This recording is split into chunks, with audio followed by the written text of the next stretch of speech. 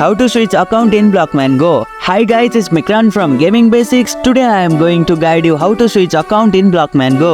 Switching account in Blockman Go is quite easy. So without any delay, let's start the video. Open Blockman Go. Launch the game on your mobile device. Go to your profile. Tap on your profile or avatar in the top left corner of the main screen. Access setting. Look for the setting gear icon option in your profile menu and tap on it.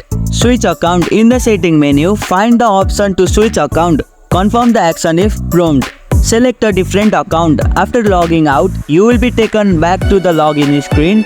Here you can log in with a different account. This can be done by selecting a different platform like Facebook, Google or email account if you have linked multiple accounts.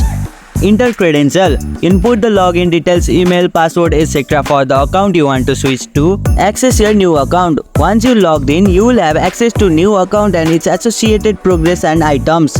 And here you go, it's done. That's how you can switch account in Blockman Go. If you liked our video, press the thumbs up and share button. If you have any question, comment down below and don't forget to subscribe the channel for more tutorials.